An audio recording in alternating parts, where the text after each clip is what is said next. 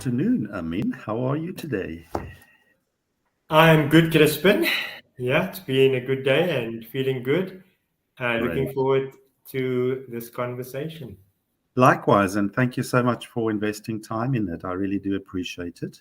And Pleasure. looking forward to all the little nuggets of wisdom you're going to be sharing with Hmm, us.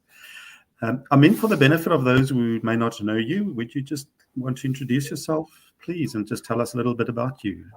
sure. Yeah, I'm Ameen. Currently, I am a director for A to Z Consulting. I have a business partner that I work with by the name of Zorina Bassadine. A little bit about my background. I have always been working within corporate, primarily focusing on talent and learning and transformation.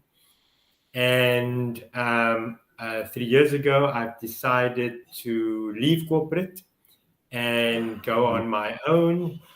And yeah, that's been an interesting journey. Mm, Knowing that that timing was also through COVID. mm, That mm, was not an easy time, but lots of learning and growth through that process.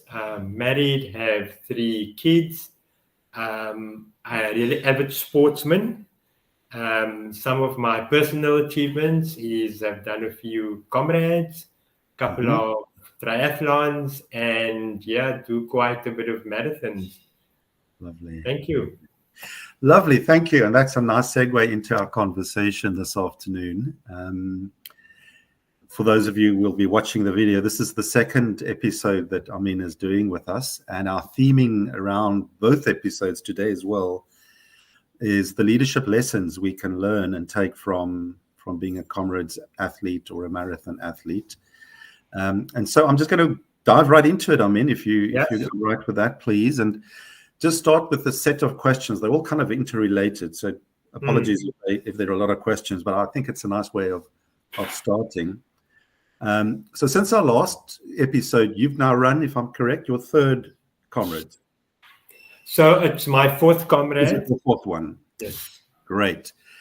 So let's just, what I'm curious to start with is just how was this one different to the previous one? Mm.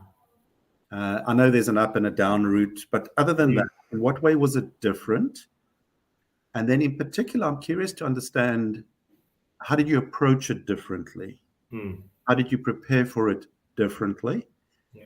And then the last part of that question, I mean, is what lessons did you take from the previous Comrades that you wove into this one, and how did that serve you? Mm. Yeah. Yeah. I mean, I think every Comrades is different.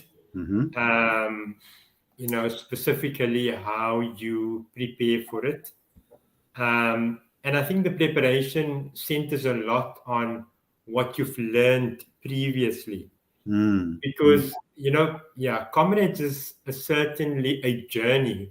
It takes you months and months of preparation, physical, mental preparation, and also having to meet all the milestones as you prepare for Comrades. For me, this one was very different because of what I've known, Crispin. What uh-huh. I've known, what I've learned, and many of those were successes and setbacks Mm, that mm, helped me to prepare for this one specifically. And I feel that it served me because it allowed me to focus on the things that I maybe didn't do previously that I needed to do in preparation. For example, doing strength training. mm-hmm. We focus a lot on our milestones in terms of the mileage that we have to cover in preparation. But generally, and particularly for me, previously my strength training wasn't a lot Mm, focused on, mm-hmm. and that was something that I did more of. And also I knew because it was the down run, and you're right, the up run and the down run, strategically you approach very differently. So it was another down run, and because I've done it before. I knew the route. I knew exactly where was the places and the points where I struggled before, what those reasons were. So I had a lot of information that I could help to help prepare myself and also respond appropriately. I think the learnings, as I've said, Crispin, was largely on what's worked before and what didn't work, and how I'm integrating that in preparation for this fourth race as well. And also knowing that even though it's my fourth one of it, my first one, I did not complete.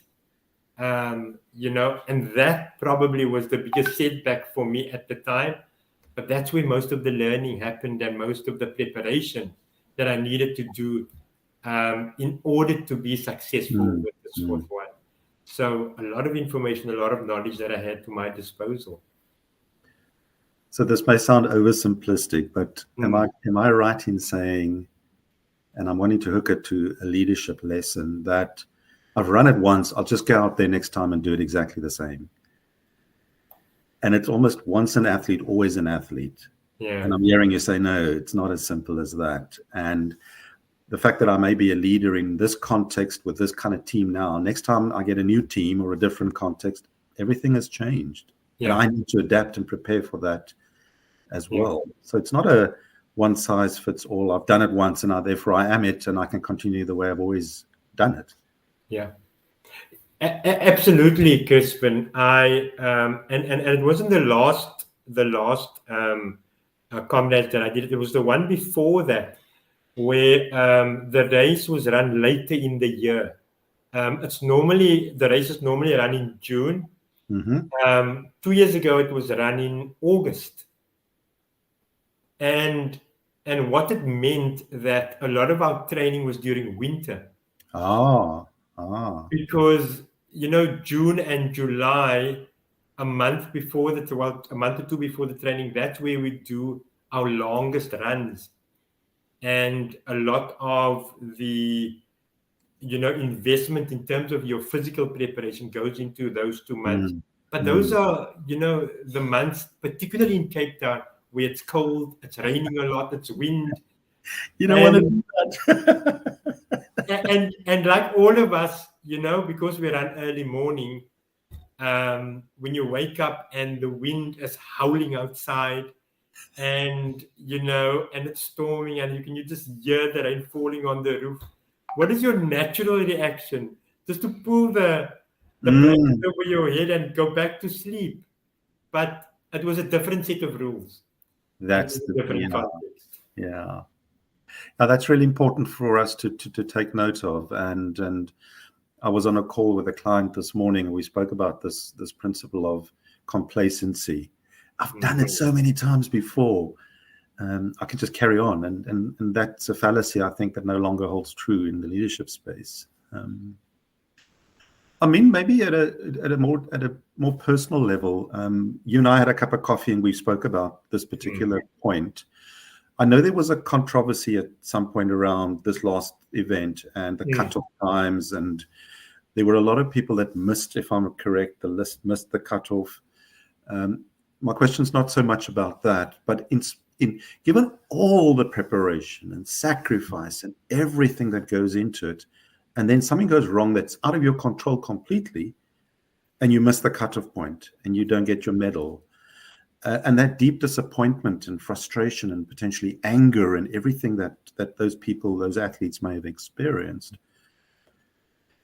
Using the Comrades as a segue or as a backdrop, how do you, as a leader and director in your own business, how do you deal with disappointment? How do you deal with things that happen, the weather, or you injure yourself, or something happens that's so completely out of your control, and you have this reality of a deep disappointment and all the other emotions that go along with it? Just share with us, please, some of your approaches to that.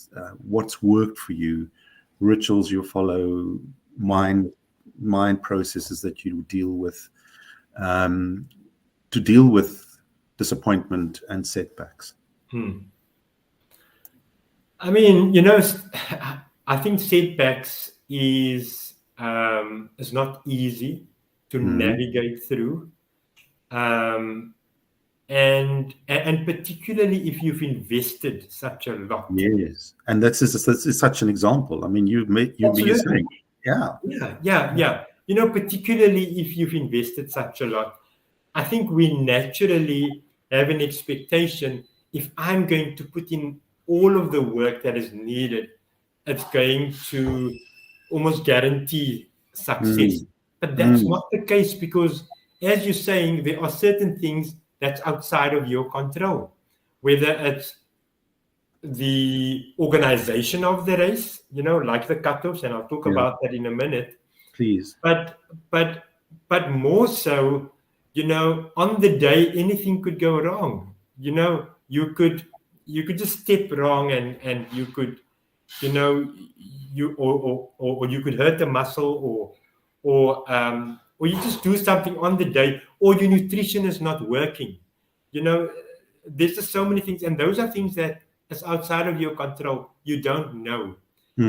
You plan for it, and you plan, and you have an approach how you're going to run the race.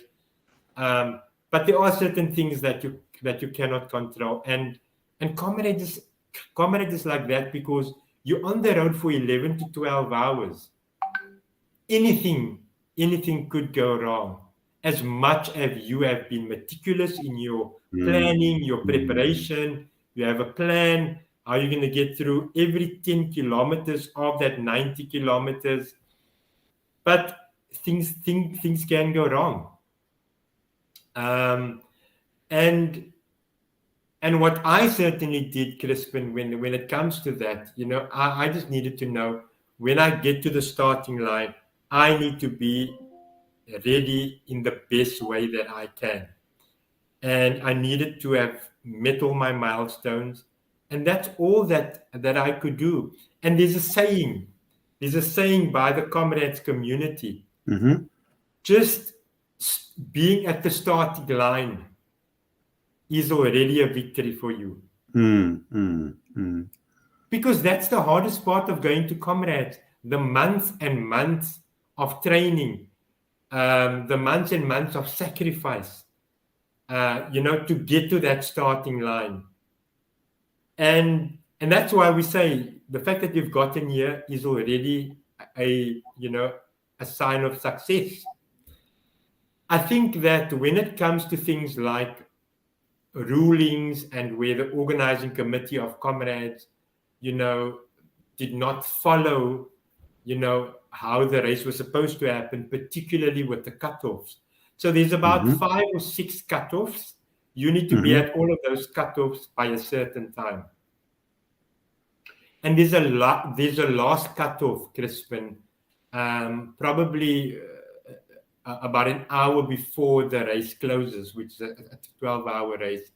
And the organizing committee actually got it wrong. They cut off people and runners before that last cutoff. I think there was probably about 10 minutes still. And as a runner, because you have a plan, you're saying to yourself, I'm going to be at that cutoff by this time. And that 10 minutes that the organizing committee took away was the difference between you completing the race or not. And that is just so disappointing. I can totally relate to runners, because of what you've put in and what you've had to sacrifice, and for a mistake to be made like that through no doing of yours, race, is soul destroying. And I know, because, and even though this didn't happen in my first attempt, the fact that I was cut off at that last cutoff, was soul destroying. And it takes you weeks and weeks of needing to recover from that, because you've put in such a lot, because you've sacrificed a lot, because you also ran this race for other people. Because preparing for Comrades, you cannot do it without the support of your family and friends. So when you run that race, you're running it for them as well. And if you're not going to complete it, you almost feel that you're also disappointing them. So those were key. How do you bounce back? I mean, how have you bounced back? Have you bounced back from that disappointment? That sense of, I didn't make it. Maybe these aren't the right words, but that sense of, I have failed myself and other people. How do you recover from that? Well, how have you done that? What's worked for you? I mean, it was so difficult, Crispin, and it really needed, yes, you need resilience and you need mental strength, but that fear of needing to go back and potentially failing again was probably at the core of my reluctance to even go and attempt it again. But I had to go back, and I had to get the support of my family. I had to look at how I prepared the last time. I had to get some advice from runners that's done it for a longer time to give me feedback. And I needed that information, Crispin, that could help me to build up the motivation and the strength to go and attempt it again. It still didn't guarantee a finish. Sure. But I needed to really be strong mentally and physically. But I'm also hearing you saying the importance of family, people close to you, advisors, people who are honest and authentic with you and giving you feedback are all parts of getting this data set of information that will get me to the point of saying, yeah, I want to do this again. I'm okay. Without any guarantees. And I think that's a pretty powerful lesson from a leadership perspective. There are no guarantees we're going to get this right. There are no guarantees that our approach will potentially work. There are no guarantees in this very disruptive, chaotic world we find ourselves in that our planned way of action or course of action is the correct one and will actually get the results we want. Yeah. And you can't just pitch up on the day. You have to, whether you've done it the first time or the second time, you can't just pitch up and show up. You have to go in there prepared as much as what you can. And I think from a leadership perspective, it's the same thing. You can't think that because I've done this before, it's just going to be a breeze, or, I've seen it and done it before, everything should be fine. You don't know what you're going to expect, and you have to prepare. Which reminds me, because when in our previous episode, you highlighted some really powerful leadership lessons. And I'm just going to take us back there and repeat them, please. And then I'd like you to just expand on each one of them as we do that, with the insights you now have a year later. The first one was, you mentioned preparation, and you actually said physically, mentally, emotionally, and spiritually, preparation. And you're kind of just repeating that now and emphasizing that now. Sorry, I just want to pause there. What does it mean to prepare? I know you do a lot of work before the time, and you were saying there's a mental and a physical component to it. What does emotional and spiritual preparation look like? What does that look like? Yeah. I think emotional preparation is a lot about making sure that you have the required support and the right support around you. Because I think naturally we all go into, and particularly, well, let me talk about myself, particularly going into Comrades, you are fearful of failure. You are fearful that, you are not going to finish the race, and there's so many people dependent on you, and that sits in the pit of your stomach. Sure. Because as much as people give you the reassurance, and particularly your family, that whatever happens, we will be there for you. You need that emotional reassurance, but it also requires you almost absorb all of that and help you to manage that emotions of, you know, am I going to make it? Am I not going to make it? mm, What will happen if I do mm, make it? You know, how's it going to feel when I do make it? So mm, you have to navigate through all of that. And I think what I did was just to continue talking, just to continue mm, sharing my fear, talking about mm, my emotions. mm, And I think that helped me a lot from a self-awareness perspective to say these are the emotions that I'm experiencing. I mm, am fearful. I am anxious. It sits in the pit of my stomach. But I had an outlet. I could speak to my family about it and my friends and my fellow mm, runners. I think spiritually, for me, it becomes such a key, uh, you know, it becomes a key aspect in terms of fueling me. mhm, And what I mean by that, Crispin, is that I believe that my energy and my strength comes from the man above. mhm, mhm, Without that, I'm not able to do what I'm able mm, to do.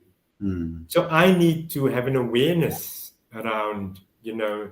the man above, where it comes from, where my strength comes from, and and not forget that.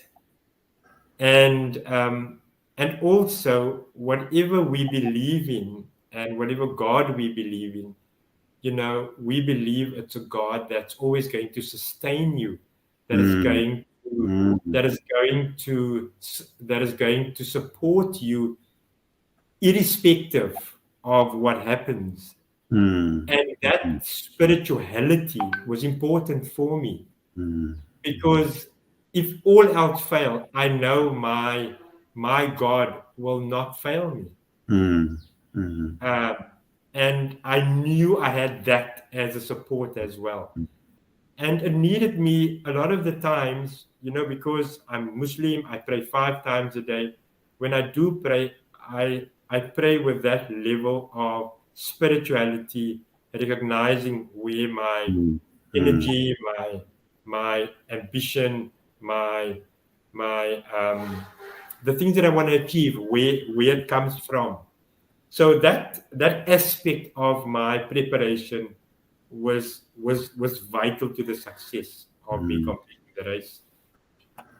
So, two thoughts on that. I just loved how you were saying that you feel it in your gut, you feel it, at the pit of your stomach, Mm, and you're actually able to articulate, I am feeling fearful, I am feeling.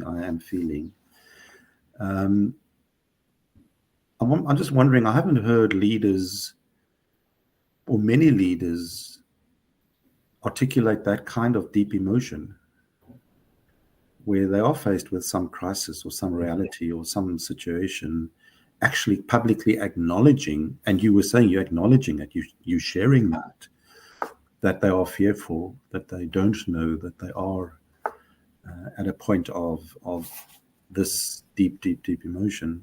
So that's really, yeah, I think, thank you for that, because I think it's a missing part of leadership, the ability mm. to do that. A link to that, I mean, is there room in the organizations of today? Is there room for a more spiritual approach to organizational life and how we lead, or is it Yeah. not? Yeah, because it sounded.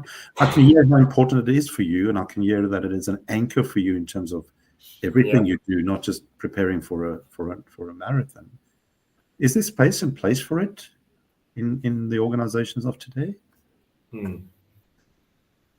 I mean, I think it's a hard question for me Mm, because because we are people that are so diverse in our practices, in our mm, religion, in in what we do, in our values.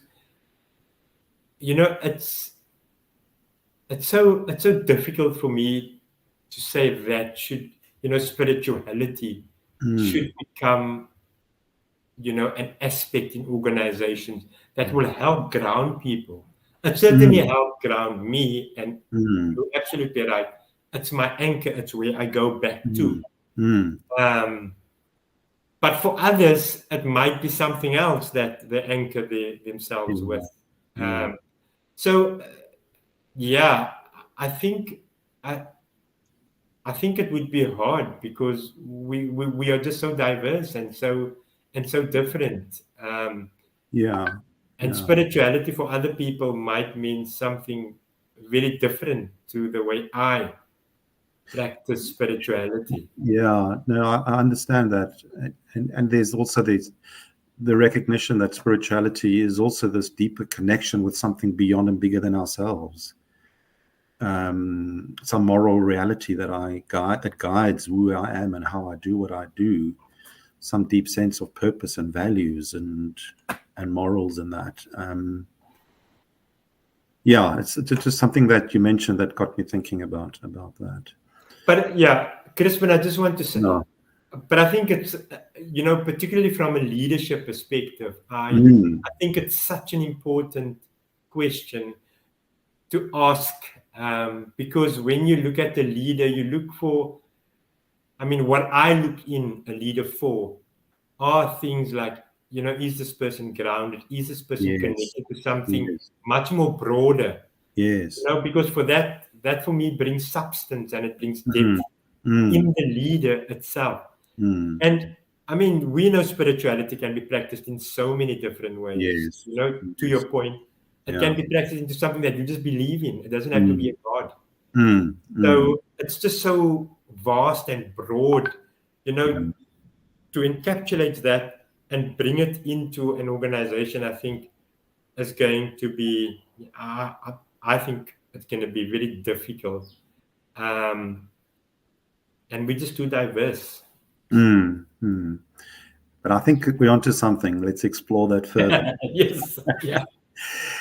I mean, the other lesson you shared with us last time was the ability to be resilient. You called it the pain cave, if I remember correctly, and to break through resistance, your own physical ability, mental ability, etc., etc. This time around, in this last race, how did you deal with that, and any stories around that you can relate? Yeah. Yeah. The fact of the matter is you're running 2 marathons in one day, 2 marathons and a little A bit little more. bit more. And our bodies are not designed to do that. So naturally you're going to get to a point and potentially a breaking point of where your body is just saying no more. Mm. Mm. And particularly with the last race, so in any Comrades, you are going to experience that. You are going to experience pain. You are going to experience discomfort. And an experience I can share with you, Crispin, is that with the down run, when you run from Pietermaritzburg to Durban, the last 20 kilometers is all downhill. Mm-hmm. Mm-hmm. And you run quite steep downhills. Now you would say, but a It downhill sounds should quite be easy. easy. Yeah. It should be easier. But if you've had 70 kilometers in your legs and in your body, every step that you give is painful. And that resilience that you need, and that motivation, that internal motivation that you need, that is probably one of the times that you're going to need it. Because for me, what motivated me when I got to that pain cave period, I needed to ask myself, as you're running this race, why am I doing this? Who am I doing it for? Mm. Thinking back to all of those early mornings that I woke up, went out and ran, all of the sacrifices, and that mental strength, that mental capacity that you need at that point in time, I think is part of being resilient. And you have to dig deep, like they say. And that resilience for me was around, because my body was saying no more. You can't go further. And Yeah, so that's what your body is telling me, but I'm having a different conversation in my mind. Yeah. And what is that conversation? And that conversation is around the why, you know. Exactly. Um, yeah, Yes. thinking back to why am I doing this? Who am I doing it for? All the sacrifices, all the commitments that I needed, throughout this process, and I wasn't just going to give it up like that. You have to be a fighter. If you run Comrade, you have to be a fighter. And like any leader, there are going to be tough times, and you have to fight. You have to fight for what you want, Crispin. Yeah. I mean, the last thought I'd like to get your insights on, or a final one, is, and I'm going to demonstrate my ignorance here, so please bear with me. Leaders are bombarded left, right, and center with the speed of change, the rate of change, the complexity of change. You just read any business article, read any piece of research that's coming out from Accenture or Gallup or PwC, and it's all about this speed of change and the rate of change. And I guess that sometimes we just feel completely overwhelmed when we think about the pace and rate of change that we have to deal with as leaders. If you had to look into the future, and you look at an event such as the Comrades, and you look into the future, my layman's way of looking at it is saying a race is a race and it'll always be the same, and I can't see much changing into the future. It'll always be what it is. It'll always be that distance. It'll always be more or less that time of the year. The rules may not have changed. And then you and I had a conversation the other day that really, really got me thinking, when we were saying that if we look at the Rugby World Cup we've just had, and how the coaching team, the management team, in the same rules everybody was playing, were having a very different approach to how they prepare, structure, and think about the game and prepare themselves for the game and actually play the game. So my question is double-barreled. It's saying, as you look into the future, how will something such as the Comrades potentially change? How could it and will it be different? And then how should athletes, and by athletes I mean leaders then, how should leaders think about the future, and how can they prepare themselves and equip themselves in a way that and I don't like the word future fit because it's got so many connotations to it, but how can we be sure as leaders that we are actually ready for what's coming and what's waiting for us in a way that doesn't sound like it's panic or it's reactionary, but it's actually planned and it's proactive, and it's a planned response to change. So a clumsy question, but look to the future for me, please. In what way and in what ways may something such as the Comrades change and be different 5 years, 10 years from now? And what does that mean for athletes? And how should athletes gear themselves and prepare themselves for what may be changing? And let's see if we can take some leadership lessons from that. Yeah. I mean, as you say, the Comrade is always going to be a specific distance. It's either going to be from Durban to Pietermaritzburg or vice versa. And next year's Comrade, which is on the 9th of June, the date has been posted actually 2 days ago. So it's going to be an uprun from Durban to Pietermaritzburg. The limit of the number of runners, I think, is 23,000 this year. And the interesting thing, and I'm giving you this backdrop kind of just to answer your question as well. I think when it opened for registration about 3 days ago, there's about 8,000 runners that's already registered. 8,001, are you there? I've not registered yet. The plan is to go back and do the uprun, but I've not registered as yet. Yeah. But I mean, that for me already says that, that runners are already preparing themselves for this race. It's still 89 or 90 kilometers. You know the route. But you know, I think what changes, Crispin, is I think generally, and also for me, when I go to Comrades, I want to do better than what I did before. Mm, mm, I want to go back and I want to run a better time. mm. You know, when I hit my milestones during the race, I want to see an improvement in that. And even if I go back to my preparation, I want to change how I've prepared this time relative to last year, because as much as I finished the race, there was also learnings there.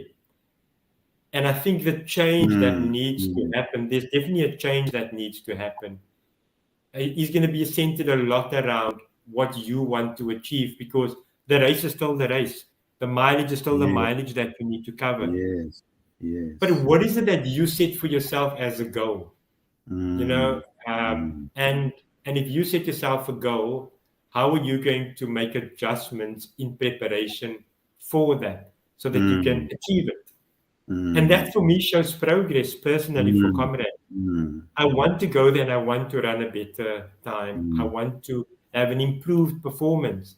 And mm. that also for me subscribes to leadership, because there should be that continuous desire to want to do Yes, better, to want to yes, improve, yes.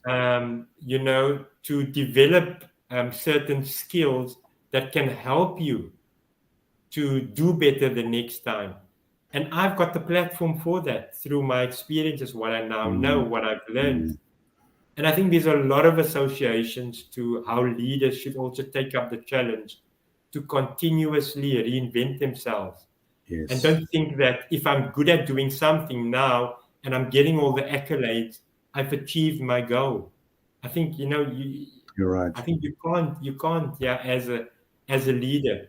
The environment changes, the context changes, you know, and you have to be able to manage all of these things so that you're aware of it and you are not caught unaware about this changing Mm, environment. mm. What my take out of what you've just shared is yes, the race is the race, the distance is the distance, Mm. but the biggest change is in ourselves.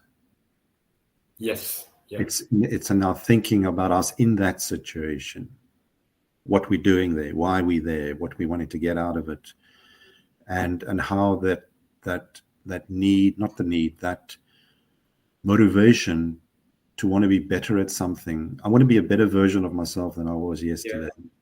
I want to be better at my leadership than I was a year ago. And it's so true what you're saying is that I may have got all the accolades in a particular situation, but there's no guarantee that that's going to serve me in another environment or in another context. Mm.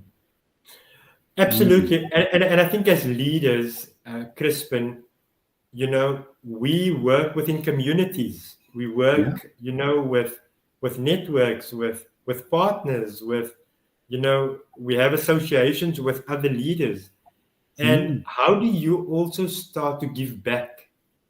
You mm, know, because for me, so I've attempted it 4 times, completed it 3 times. So next year there's going to be a new runner who's going to attempt it for the first time. yes.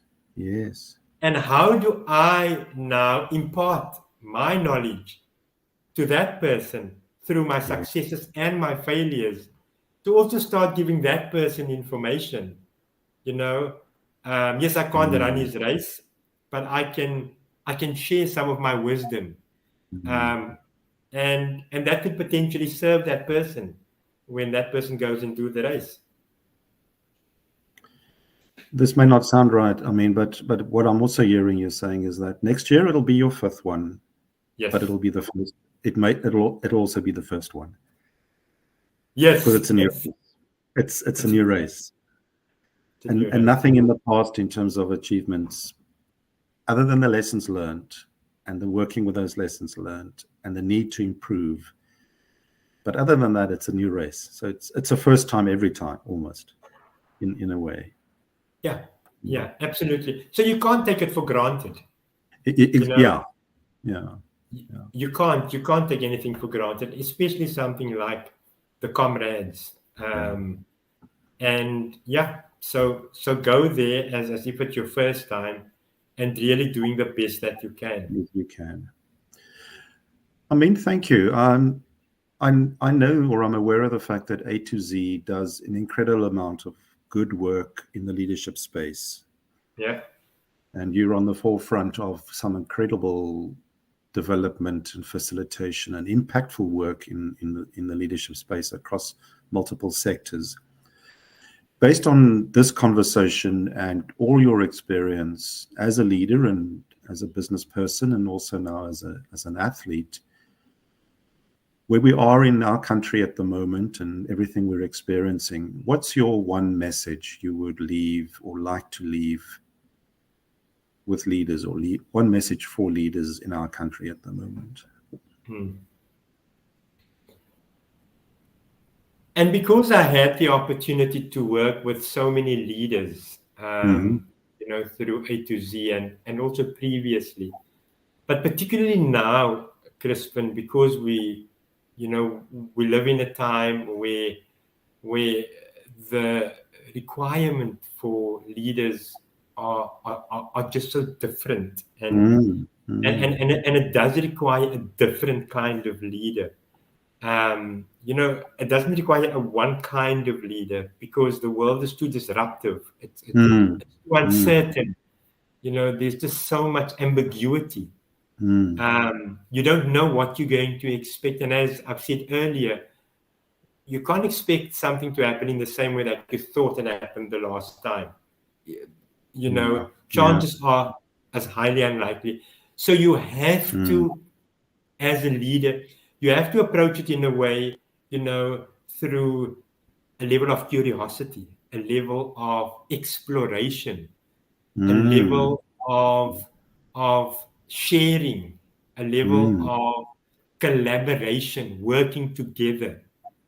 Because now more than ever, that is what is needed. We need, as a leadership community, we almost need to pull all together, because it requires all of our wisdom and all of our knowledge to navigate this uncertain, complex world that we find ourselves in.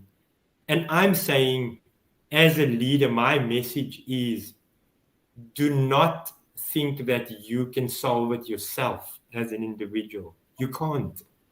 You have to rely on your communities around you and tap into that, because the information is there, the knowledge is there. And also it helps to make it more manageable, so that you don't become overwhelmed with it. And it's so easy, Crispin, as a leader, because of the challenges that leaders face, you can easily become overwhelmed, and you can become discouraged that, do I really want it? And we see that every day when we coach, when we facilitate leaders, we hear what leaders are saying. They are saying, managing people, for example, is probably the hardest thing that any leader could do. But that's the nature of what the environment presents. The answers and the responses to it is that, don't take it upon yourself. Get the necessary support, get the assistance, talk to people, read up, research, and the information is there. So that's what I would encourage leaders today. Lovely. Ameen, thank you. Thank you so much. I've thoroughly enjoyed extracting these nuggets of wisdom and learning from you. Thank you. Really, thank you so much. And keep up the good work you're doing. And I don't think you always realize the impact that you're having as a leader as well, and as a person working in that space with your A to Z team. So please keep up the good work, and thank you for today. I really do appreciate it. Pleasure, Crispin, and thanks for giving me the platform to tell my story. Lovely. Thank you, Ameen. All the best, and good luck for the 6th of June. Is it the 6th or 9th? I think it's the 9th of June. Yeah. 2024. Here we come. 2024, yes. All the best. Thanks, take care. Bye.